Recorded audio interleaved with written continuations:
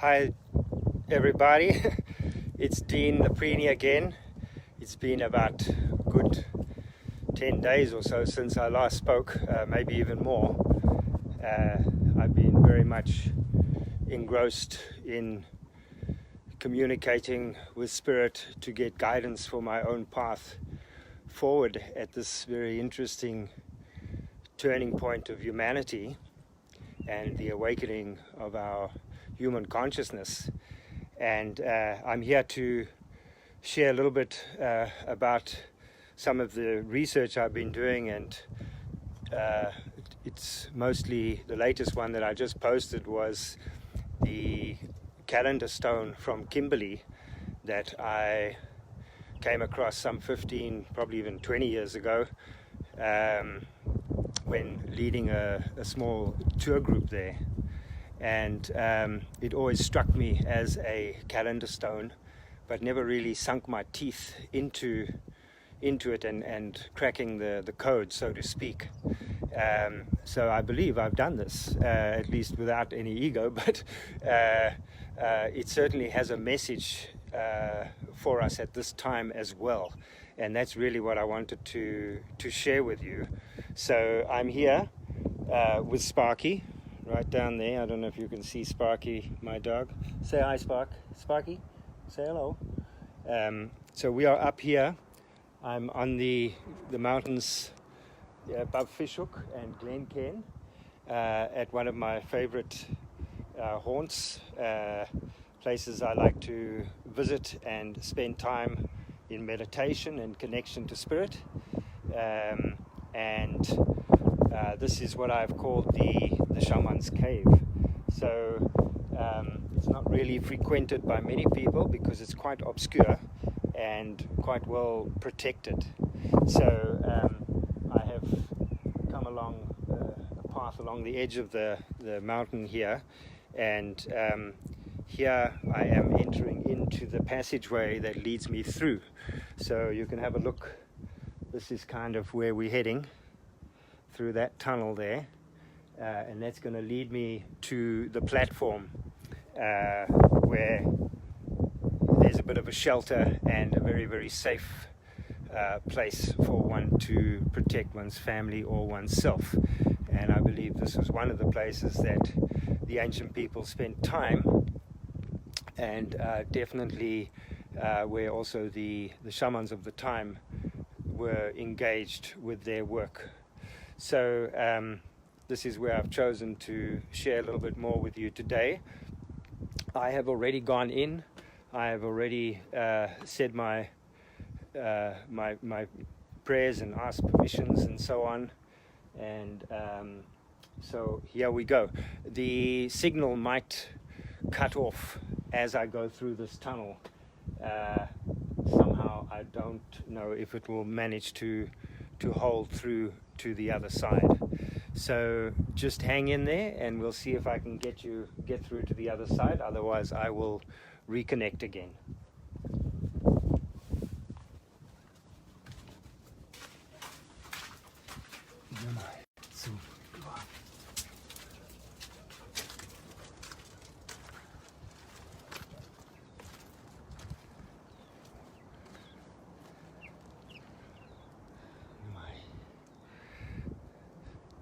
So I don't know if I got cut out or not, but here I am.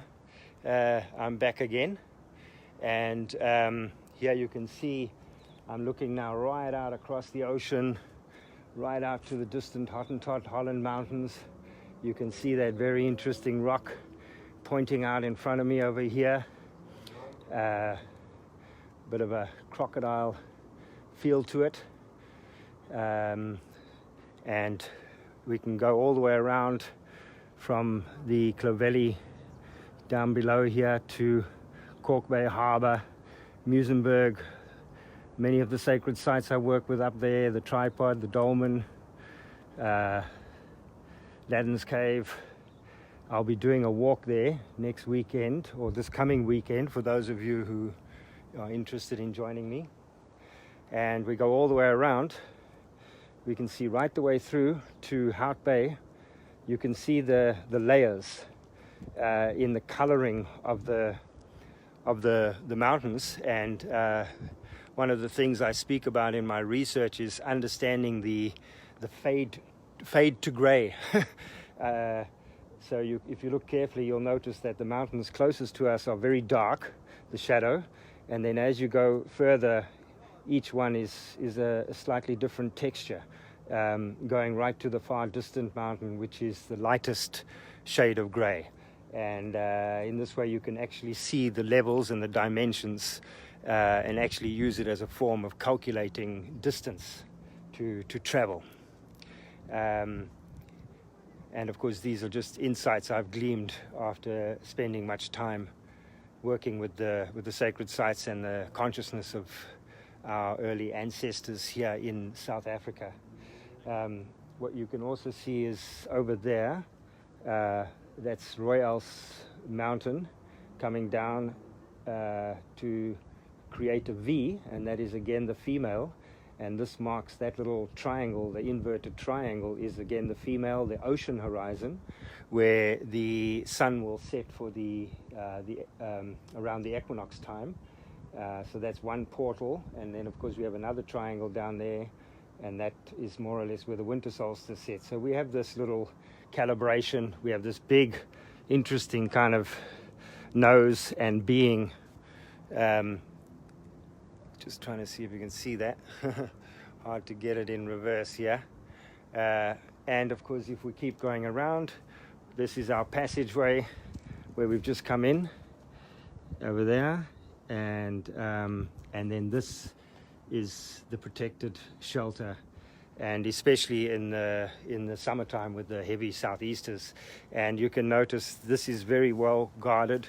If I look down, you can see we've got, this is like a good 50 feet drop, solid drop straight down all the way along the edge. Very open deck here for where the rocks are pretty rubbed, very smooth. You can actually feel the smoothness of the rocks as though they have been walked on for many hundreds, thousands of years. And here you look, you can see down again. This is pretty steep. In other words, this place is very well protected from all animals.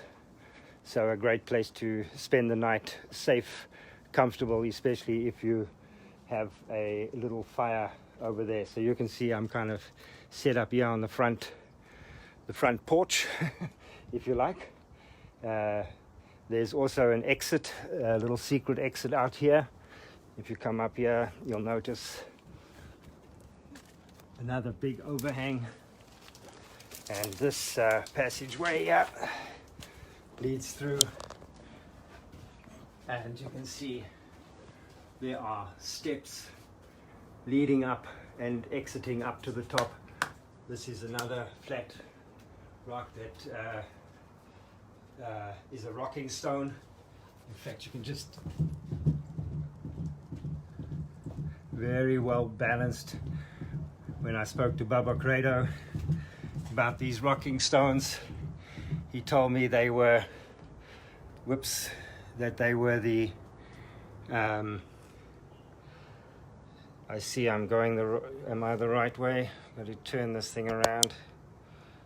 There, okay. So here you see the rocking stone there.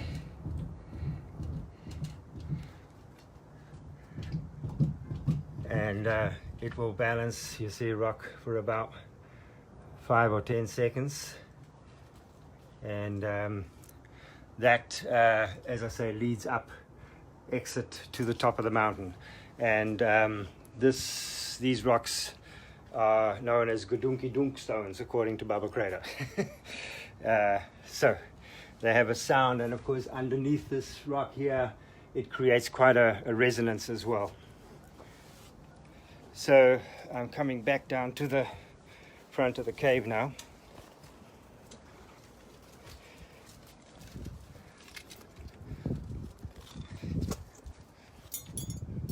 One thing I wanted to ask while I think about it, because I tend to forget, is anybody, if you who hasn't subscribed to my YouTube channel, I'd really appreciate that, because I only have like 230 something people, and I have a lot of information I wish to share, and they won't allow me to do so on YouTube unless I have a minimum of 1,000 people or something. At least that's a live feed. So please share with your friends the link to my YouTube channel and ask them to join. That would be great. So here I am. I have actually made myself a cup of tea from the mountain, herbs, and this is one of the ways that I take in the consciousness of the place, because it holds all the memories, all the songs, consciousness of the eons, the epochs of time that have passed. And this here is the wild celery, bergcelery. Hard to see what I'm looking at here. If you guys can see it, there we go. That's the bergcelery. And one of the other ones I put in was this here, which is the confetti bush, known by our Bushmen, Khoisan herbalists, as the nerve tea. Whoopsie, the nerve tea over here, beautifully fragrant. And I also have some other secret additions.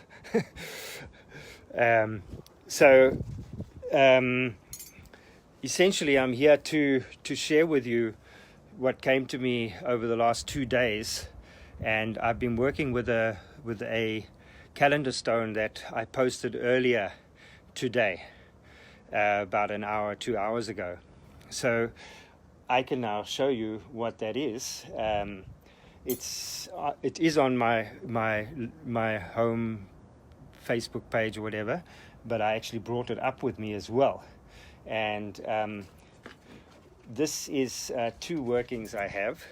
This is the one, and this, so obviously the colored circular rings are parts of my work that I've been doing on it, in order to calibrate the stone and to find out exactly what it was telling me about itself regarding the numbers.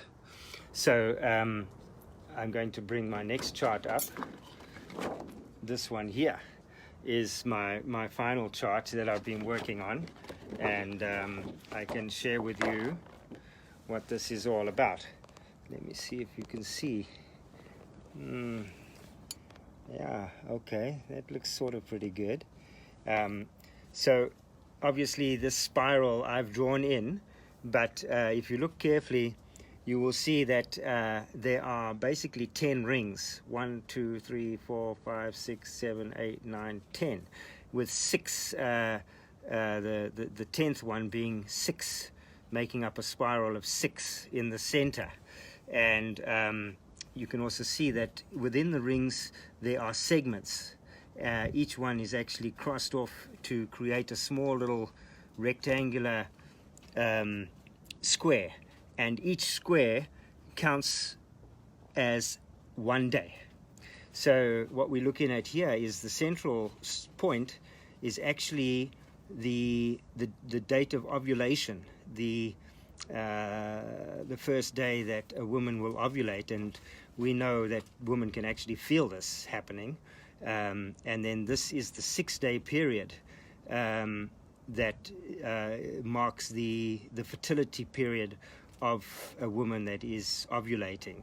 And then it goes into the next cycle, which is basically 12 days, and this marks the time that you would then normally start menstruating. So in other words, if you were not if the egg was not fertilized within that period of time, the uterine wall would break down, and within the 12th day after ovulation, you would basically commence your period, your bleeding. And anyway, I'm not going to go into that much detail. I'll do this another day. And then we go into the next ring, which is basically 18. So that totals 18, those. and then the next circle happens to be 18, and so we go on. And basically, when the total count is done, we end up with 267 days, and the gestation period of us human beings is 266 days exactly. So that means the central dot is the egg, the day the egg is actually released, and this woman can actually feel. And then the 6 days of fertilization, and so therefore it's 266 plus the first day that the egg is released makes it 267, which is exactly the number of days that are marked on this, what I believe to be a calendar stone. So I was pretty excited about that, finally being able to sort of understand what this calendar stone had been trying to tell me over all these years. So I want to move forward and just tell you about some of the insights that the stone wants me to share with you right now, today, because it's very apt that I'm up here, because today, of course, is the new moon. The new moon that is leading us to the cross-quarter date of Imbolc, which marks the beginning of spring, if you like. And trust me, winter has now passed, the sun has turned the corner, and the days are getting longer, and there is hope for life. There is a rebirth that is taking place. And I find this very symbolic, because I feel, especially at this time now, after we've had this great sort of incubation period, if you like, of the COVID lockdown, retreat to the home cave energy, which I believe has been a fantastic opportunity for people to really find who they are, and to strengthen their spiritual core there, and find out the deeper insight to who they are, what their gift is in this lifetime, and how to better share that gift with their family, with their community. So here we are today. The new moon happens in a couple of hours. In fact, it's at 7:30 p.m. here in South Africa. So I thought I would come up and talk to you today, especially about this lunar calendar that I have just shared with you, the lunar calendar stone, possibly one of the earliest birthing charts or birthing calendar stones that has yet been discovered. So it's all about understanding this and remembering the ancient code and honoring of all life. So the points I'm to bring to you are: one, that we are seeded by the light song of Great Spirit. These are things that the stone is telling me for me to remember, and obviously I'm now sharing this with you. And if it resonates with you, great. If it doesn't, don't worry about it. So to remember that we are all seeded by the great song, the light song of Great Spirit, the universal Great Spirit. And we are born free, one with our Mother Earth and Father Sky. So we are born free, just like the animals of the land, the sea, and the sky, the great wisdom keepers, the whales of the ocean, and the elephants that we prayed for, a week back, 10 days ago. the great wisdom keepers of the earth, the spirit of the trees, the flowers, they are all born free. Their seeds are carried and land, and they reproduce and give birth, and they walk free across the earth and the land as they have for hundreds and thousands of years. And but now there are boundaries, but those are human created boundaries. So we need to remember that we are born free with our Mother Earth and Father Sky, just like the animals, and we can choose to flow just like the river and find our course, just like the pathfinders, the elephants who traversed across Africa. They knew no boundaries. And same with our early human beings. They were too born free with Mother Earth, Father Sky, and they traversed the landscape. There were no boundaries, no borders. They were free. So the next was to remember to live free, share and honor all life that surrounds and supports us. To be respectful to all nature, as we are also a part of this collective family of life. So, to remember this is important, because the love and respect for all nature and for all life has been horribly lost by humanity. We are poisoning the rivers, poisoning the oceans, depleting the oceans. We are raping the earth for her minerals, and we are killing the animals.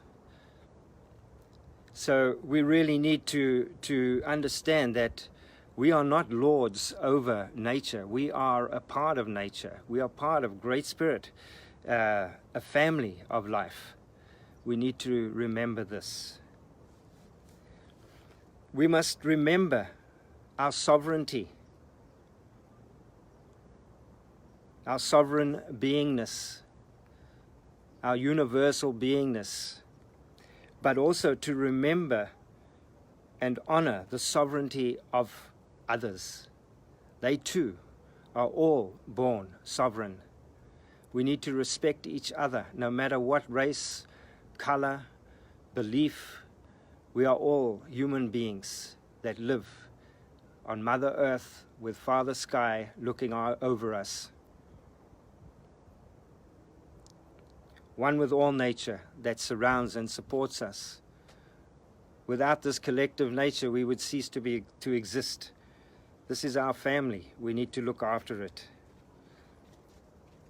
So, the last message I was given was to listen to the Great Spirit of nature. She will guide you true. All truth lies within you. And for me, I always come to nature if I'm struggling with something, trying to find my way through a difficult situation, because the collective spirit of nature is all around us. So to come and be in Mother Nature, surrounded by Mother Nature, held and nurtured by Mother Nature, and just be and listen and speak to her and ask her for guidance. I truly believe she is there for us totally, and it's just for us to remember how to listen to her and how to speak to her, and to honor this great family of and spirit of nature that we are all very much a part of. So it was a very short message, but I think a very deep one, and it comes at this time when I feel we are very much all going through a rebirthing, if you like, a renewed life path, if you like, that we've all embarked on. And it will be up to us as the collective family of humanity to shape and form the way that we engage with this greater collective family of all nature, of great spirit that is a part of us. And so I'll share with those who haven't maybe logged on a bit late. This is the calendar stone right here that I've been sharing the information on. And this is part of a greater study or thesis that I'm working on. And it is basically what I believe to be a birthing calendar. This was found in Kimberley in the Northern Cape, overlooking the Vaal River, and just outside of Kimberley. And basically it shows the central 6 days, which is basically the first egg, when the egg is ovulated, and then the fertility period of 6 days, then another 12 days to menstruation, and then basically spiraling out, and the total of the days is exactly 267. There are 260 segments engraved on that calendar stone, and the gestation period of for us humans is 266 days. So this one shows the date, the day the egg was released, and then the 6 days of fertility, and the total being 267. So this particular calendar stone is almost 100% right on as a calendar stone. So I just wanted to share that message with you all, and I hope you're all doing well, and wanted to let you know that the sun has most definitely turned, and this new moon is a great time for you to go out into nature and to seed new intentions for yourself, to plot a new path forward for yourself, even if it's just for the next month. But a great time to do just that. We are moving into the cross quarter, which this full moon will herald around about the 3rd, I think it is, 3rd or 4th of August, and this is the moon of Imbolc, which is basically the lambing season if you are up in the northern hemisphere. But of course down here we also have lambs, so the lambs are already probably starting to pop around about this time. But the new moon, the full moon, you can be sure on the 3rd of August is going to be a time that many animals, like the lambs, the sheep giving birth to lambs, there will be many buck species that will also be giving birth at that particular time, this next full moon coming. And it also is a time that the plants start to flower. So for me, the favorite is the wild cabbage. Actually looks a bit like an asparagus, but now if you're up the west coast, those will just be starting to fruit, and they are an incredible source of nutrition. One of my best wild greens that you can harvest. The wild prune is actually starting to ripen now. The bush tick berries are all starting to ripen now. So definitely this new moon is ushering in the beginnings of spring, which will by the 1st of August be fully happening. And of course the flowers up the west coast will also start to bloom as well.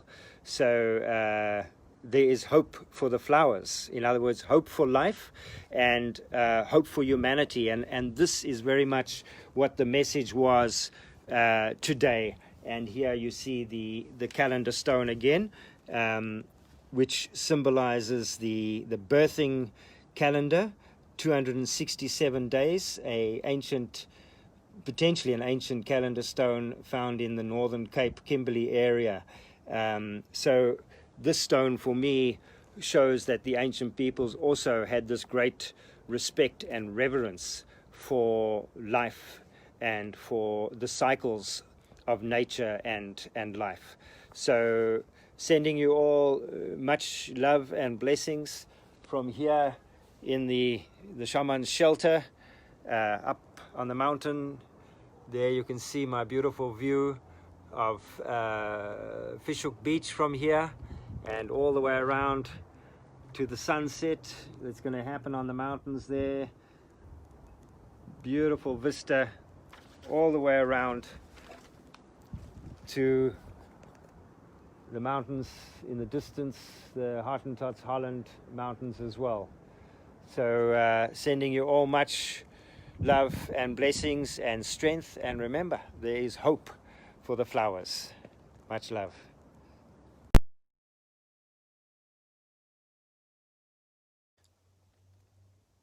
So thanks everyone for watching, and enjoyed sharing that research I've done on the calendar stone and just the honoring of all life, and just to remember to live it to its fullest every day.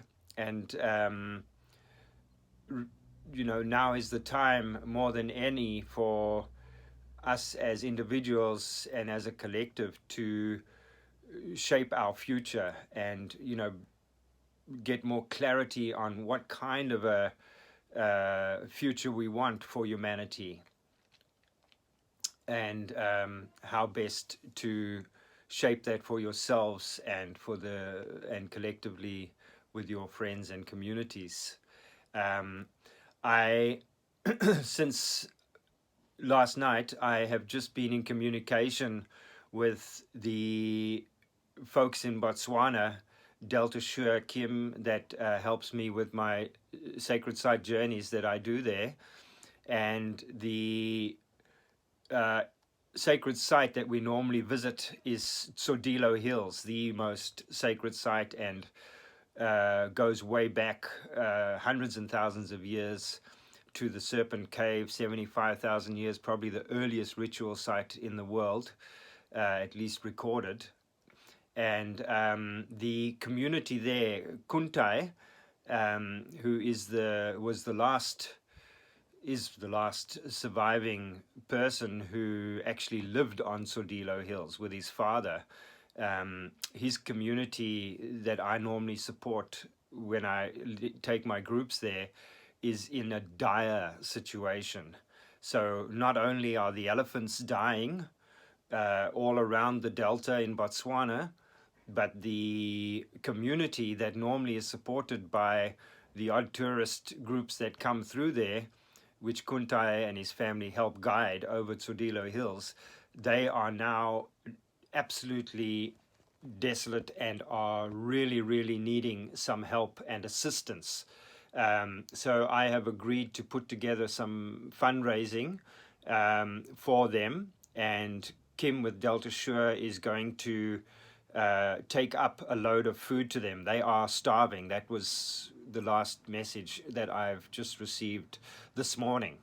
So please go to my website or to the Sacred Sites Foundation website.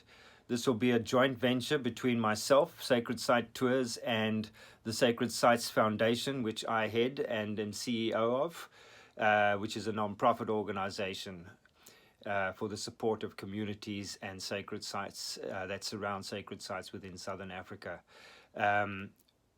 Please, if you can, donate something to this cause. I will do an official rally for this perhaps later today.